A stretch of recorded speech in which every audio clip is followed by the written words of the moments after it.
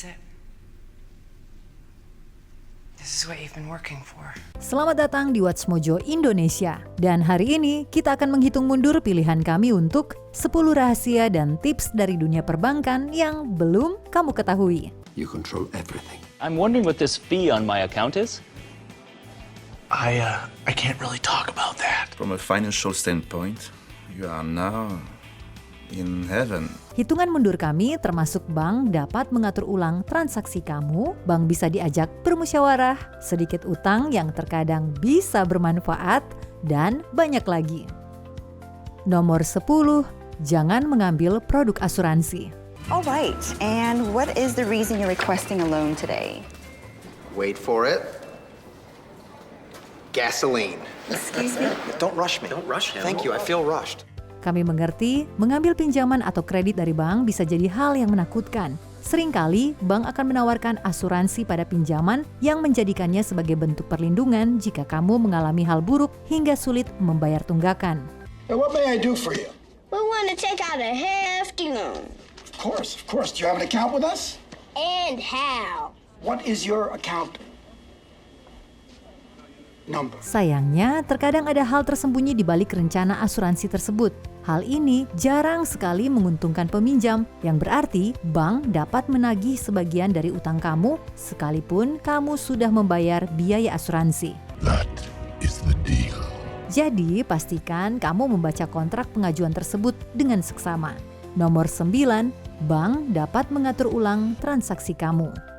Mengatur keuangan bisa jadi rumit jika kamu melakukan banyak transaksi. Jika kamu lebih menyukai cashless, maka membuat daftar pengeluaran dan pemasukan di rekening bank bisa jadi tolak ukur tabunganmu bertambah atau bahkan berkurang. How could all that money be gone? Beberapa bank dapat menyusun transaksi harian berdasarkan jumlah, bukan berdasarkan kronologis transaksi, yang berarti kamu dapat mengalami penarikan dana secara tidak sengaja. Where's my money? As we told you, we can't cover that amount within 24 hours. Selain itu, beberapa lembaga dapat memproses setoran uang kamu setelah transaksi atau memerlukan waktu beberapa saat untuk memproses cek tersebut. Artinya, kamu dapat dikenakan biaya overdraft di saat yang tidak tepat. So what are we all supposed to do? We're just supposed to give up and accept that this is the way of the world.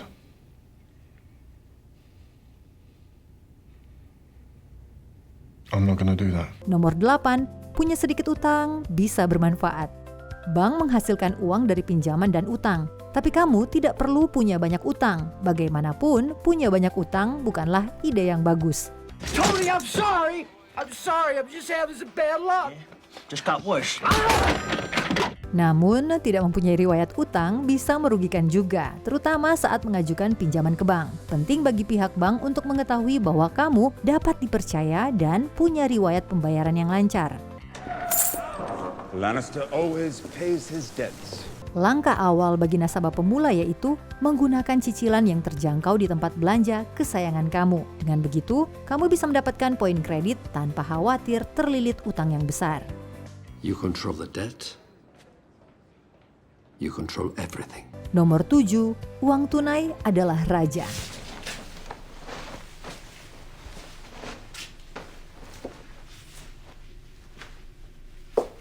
This is it.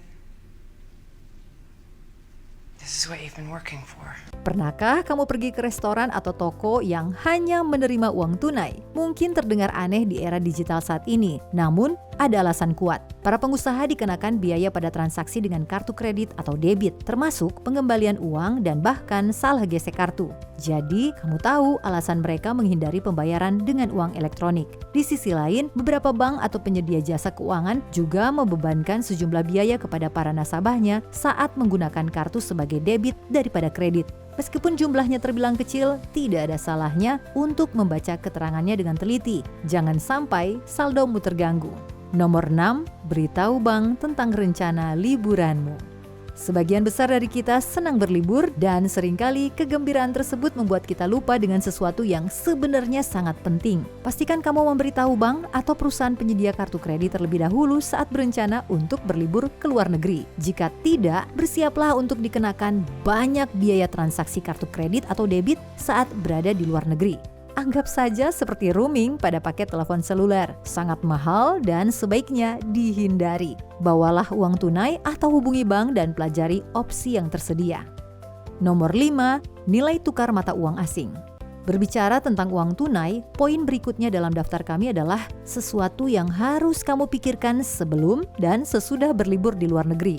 Mungkin terlihat lebih mudah dan efisien jika menukarkan mata uang lokal di bank dengan mata uang negara tujuan kamu, namun ada beberapa pilihan lain. Seringkali, bank tidak akan memberi harga yang pas untuk kurs yang sesuai dengan nilai tukar kamu. Namun, tidak demikian dengan para agen yang bisa dikunjungi untuk mendapatkan kurs yang terjangkau. Oh, dan pastikan ini dilakukan sebelum kepulangan kamu. Biasanya, ada banyak pilihan bagi para turis untuk melakukan hal ini kemanapun tujuannya. From a financial standpoint, you are now in heaven. Nomor 4, hak set off. Hak set off juga dikenal sebagai hak gadai bank, mengacu pada saat kamu mempunyai pinjaman dan tabungan di bank yang sama. Ini bisa berupa KPR, pinjaman bisnis atau pribadi, dan pada intinya, bank dapat mengambil uang dari tabungan atau rekening kamu apabila gagal membayar pinjaman lainnya. Sekarang, segala jenis pinjaman uang dalam jumlah besar harus dipikirkan matang-matang. Namun, terkadang terjadi hal-hal yang tidak terduga sehingga kita tidak bisa membayar tunggakan. Disinilah hak set off digunakan. Memindahkan uang kamu ke bank lain memang bisa menunda hal ini. Tetapi selama bank tersebut bisa menagih kamu dengan cara lain, maka berhati-hatilah. Nomor 3, kartu kredit lebih baik dari kartu debit. Tidak ada yang suka berbicara tentang penipuan. Namun sayangnya, hal ini semakin meresahkan di era digital saat ini. There isn't a one-size-fits-all solution, but among the possible fixes the card industry is recommending is a technology called tokenization, which replaces cardholder information such as account numbers and expiration dates with unique series of numbers that validates the customer's identity. Kartu debit mungkin lebih disukai karena kecepatan dan kenyamanannya, tetapi membayar dengan kartu kreditlah yang memberikan kamu lebih banyak perlindungan terhadap transaksi mencurigakan. Ketika kamu menggunakan kartu kredit, kamu mendapat perlindungan di bawah naungan perusahaan kartu kredit, sedangkan ketika menggunakan kartu debit, aktivitas penipuan apapun bisa menyebabkan uangmu hilang. Who are the perpetrators of these cybercrimes? They could be sitting next door behind a keyboard there, or they could be on the other side of the world, quite frankly. Karena uangnya sudah hilang, maka kamu hanya punya waktu yang lebih singkat untuk melaporkan tindak penipuan. Setelah hal ini selesai, kamu mungkin dikenai biaya yang lebih tinggi dari perkiraan. We are screwed. Hey, no, hey, I don't want to hear that defeatist attitude. I want to hear you upbeat. We are screwed. There you go. Nomor 2, bank bersedia untuk musyawarah. Our offer is final, and it's more than fair. Wait a minute. I thought we were negotiating here. Oke, memang overdrawn itu menyebalkan. Tapi tahukah kamu kalau biaya tersebut bisa disanggah dan dikembalikan? Dunia perbankan hampir mirip dengan pasar telepon seluler. Dalam kata lain, ada banyak persaingan. Akibatnya, bank ingin mempertahankan kamu sebagai nasabah dan seringkali bersedia untuk menyelesaikan masalah ketika berhubungan dengan biaya atau tuntutan lainnya. It's a home equity loan. Then give me a business loan. These 13 locations, you own them? Me personally? It's your business, correct? You own it. Hal yang sama berlaku untuk perusahaan kartu kredit. Melewatkan tagihan bulanan, hubungi mereka dan mintalah keringanan biaya 1 kali. Terkena biaya overdraft beberapa kali, sebaiknya kamu pindahkan bisnismu ke tempat lain. Tingkat suku bunga kartu kredit juga bisa dinegosiasikan. Jadi cobalah untuk mendapatkan penawaran terbaik. I've never negotiated. Mind if I try? No, sure. Sebelum kami menyebutkan daftar peringkat pertama kami, berikut ini adalah beberapa pilihan yang patut dipertimbangkan. Jangan melunasi tagihan lebih awal. Untuk tagihan tertentu, berikan kelonggaran dalam waktu pembayaran kamu selama kamu tidak dikenakan biaya. It's just like a Band-Aid. It's gonna be fine. Menutup akun kartu kredit yang tidak digunakan. Bank melihat riwayat kredit saat mempertimbangkan pinjaman. Well, the decision you've got to make is, do I want to live with credit, or do I want to in debt, or do I want to live without it? And if you're going to live without it, then you can close up everything. Biaya ATM. Jangan menarik uang di luar layanan bank kamu. According to a new report from Bankrate.com, out-of-network ATM fees have never been higher, up 55% in just the last decade. Gratis itu relatif. Memeriksa rekening koran bisa mengetahui biaya yang tersembunyi di dalamnya. I'm wondering what this fee on my account is. I can't really talk about that. Why not? Because that is a... What? That's a hidden fee. Wait, but I have free checking. Teller bank bukanlah pakar keuangan. Berkonsultasilah dengan spesialis. Welcome to Miami Mutual Bank. How may I help you? My name is Frank Taylor. I'm a co-pilot for Pan Am. I'd like to cash this check here, and then I'd like to take you out for a steak dinner. Nomor 1, biaya, biaya, biaya. Oh, come on. Are those your bank fees? Yeah. Kami akan mengatakannya sekali lagi, biaya. Penghasilan bank yang paling besar berasal dari biaya administrasi di rekeningmu. Mereka mengandalkan kamu untuk sesekali melakukan kesalahan dan membayarnya dalam bentuk biaya, biaya, dan biaya lagi. We're seeing little niggling and nickel and diming, as they call it, bits and pieces here and there. And you can tell that they're trying to make money from the retail customer, but they're not all doing it in the same way. Hal ini sangat penting terutama saat kamu mengambil pinjaman bank dalam jumlah besar seperti hipotek.